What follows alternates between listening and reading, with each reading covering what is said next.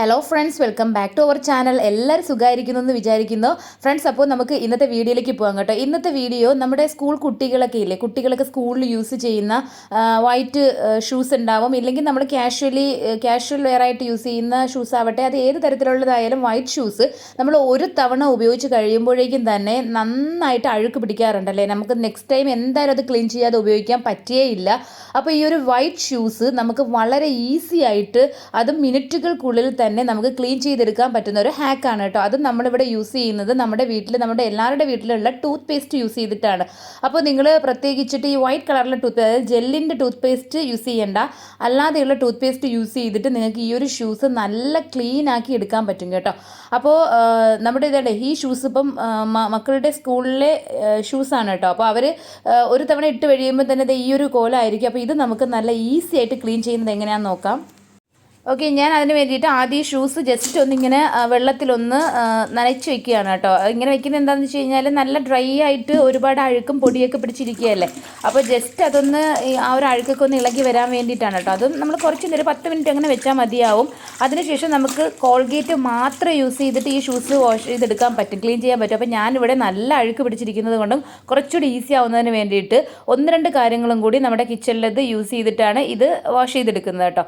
അപ്പോൾ ഇപ്പം ഞാനിവിടെ ഒരു ബൗൾ എടുത്തിട്ടുണ്ട്, അതിലേക്ക് കുറച്ച് ഡിറ്റർജൻറ്റ് ലിക്വിഡ് ഒഴിച്ചിട്ടുണ്ട്. നിങ്ങൾ ഡിറ്റർജൻറ്റ് ലിക്വിഡ് ഇല്ല എങ്കിൽ നമ്മുടെ ഡിഷ് വാഷ് ലിക്വിഡ് എടുത്താലും മതിയാവും, അല്ലെങ്കിൽ ഷാമ്പു ആണെങ്കിൽ നിങ്ങൾക്ക് എടുക്കാം കേട്ടോ.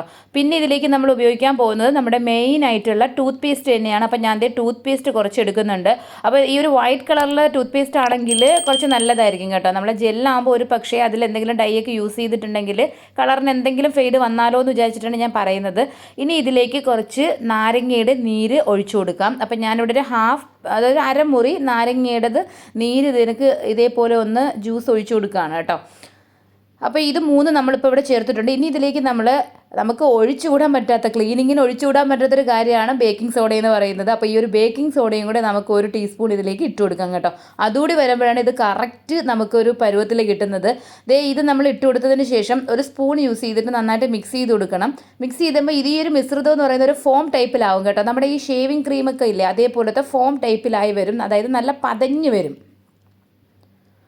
അപ്പോൾ ഇത് ഒരു പതയുടെ രൂപത്തിലായിരിക്കും കേട്ടോ, നല്ല പതഞ്ഞിട്ട് വരും. നമ്മളിത് ആ ഒരു സ്പൂൺ വെച്ചിട്ട് എത്രത്തോളം ബീറ്റ് ചെയ്യുന്നു അത്രയും ഇങ്ങനെ നമ്മുടെ ഈ വിപ്പിംഗ് ക്രീമൊക്കെ വിപ്പായി വരുന്ന പോലെ വന്നുകൊണ്ടിരിക്കും കേട്ടോ. അപ്പോൾ ഈ ഒരു സംഭവമാണ് നമ്മൾ യൂസ് ചെയ്യാൻ പോകുന്നത്.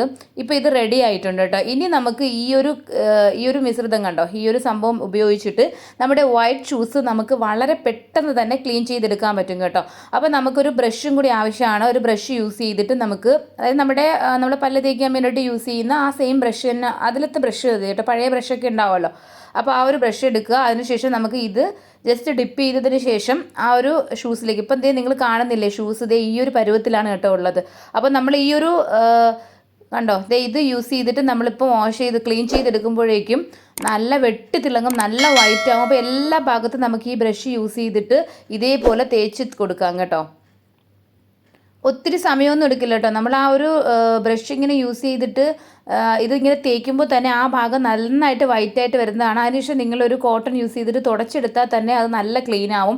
പിന്നെ നമ്മളിവിടെ ഡിറ്റർജൻറ്റൊക്കെ യൂസ് ചെയ്തത് കൊണ്ട് നമ്മൾ വാഷ് ചെയ്തെടുത്ത് അതേപോലെ തന്നെ നമ്മൾ കുറച്ച് വെയിലത്ത് വെച്ചിട്ടൊന്ന് ഡ്രൈ ആക്കി എടുക്കുകയാണെങ്കിൽ അത്രയും നല്ലതായിരിക്കും. പിന്നെ ഷൂസിൻ്റെ നല്ലൊരു സ്മെല്ലും ആയിരിക്കും. കാരണം ഈ ബേക്കിംഗ് സോഡ അതേപോലെ തന്നെ നമ്മുടെ ഡിറ്റർജൻറ്റ് ലിക്വിഡിൻ്റെ ആ ഒരു സ്മെല്ലോ, അല്ലെങ്കിൽ ഷാമ്പു ആണ് യൂസ് ചെയ്യുന്നതെങ്കിൽ ആ ഷാമ്പൂവിൻ്റെയൊക്കെ നല്ലൊരു സ്മെല്ല് നന്നായിട്ട് ഡ്രൈ ആകുമ്പോഴേക്കും നമ്മുടെ ആ ഷൂസിലുണ്ടാകും കേട്ടോ. പ്രത്യേകിച്ച് നമ്മുടെ ഷൂസിലൊക്കെ ഒരു വല്ലാത്ത സ്മെല്ലാണല്ലോ നമ്മൾ യൂസ് ചെയ്തിട്ട് പിന്നീട് നമ്മുടെ വീട്ടിലേക്ക് തിരിച്ചുകൊണ്ടിടുമ്പോൾ ആ ഒരു സ്മെല്ലാണ്. പക്ഷേ നമ്മൾ ഇതൊക്കെ യൂസ് ചെയ്തിട്ടാണെങ്കിൽ നല്ലൊരു സ്മെല്ലായിരിക്കും ഷൂസിനുണ്ടായിരിക്കുന്നതും. അപ്പോൾ ഞാൻ ആ ബ്രഷ് എത്താത്ത ഭാഗത്തൊക്കെ നമുക്ക്, അതായത് ഒന്ന് ഈവനായിട്ട് എല്ലാ ഭാഗത്തും എത്താൻ വേണ്ടിയിട്ട് ഒരു സ്പഞ്ച് യൂസ് ചെയ്തിട്ട് ഒരു സ്ക്രബില്ലേ നമ്മുടെ സ്പഞ്ചിൻ്റെ, അപ്പോൾ അത് യൂസ് ചെയ്തിട്ട് ഒന്ന് തേച്ച് കൊടുക്കുന്നുണ്ട്. ഇത് ഞാൻ അടുത്ത 2ാമത്തെ ഷൂസാണ് കേട്ടോ.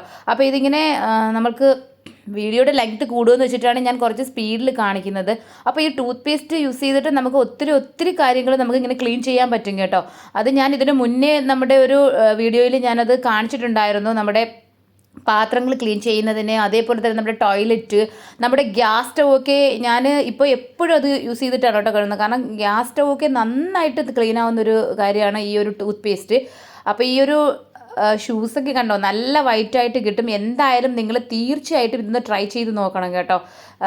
ഒരുപാട് നമ്മൾ സാധാരണ നമ്മളിതിങ്ങനെ കുറേ നേരത്തേക്ക് കുറച്ച് എന്താ പറയുക, നമ്മുടെ സോപ്പ് പൊടിയിലോ അങ്ങനെയൊക്കെ സാധാരണ ഞാനൊക്കെ അങ്ങനെയാണ് ചെയ്തുകൊണ്ടിരുന്നത് കേട്ടോ. ഷൂസൊക്കെ നമ്മൾ വാഷ് ചെയ്യണമെങ്കിൽ അങ്ങനെ സോപ്പ് പൊടിയിലൊക്കെ ഇങ്ങനെ സോക്ക് ചെയ്ത് വെച്ചിട്ട് ചിലപ്പോൾ ഒരു ദിവസം ഫുള്ള് വെക്കും.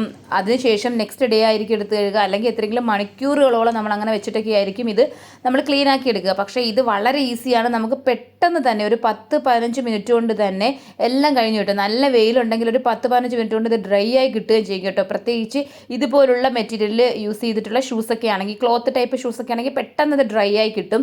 അപ്പോൾ എന്തായാലും നിങ്ങൾ എല്ലാവരും ഒന്ന് ട്രൈ ചെയ്ത് നോക്കണം.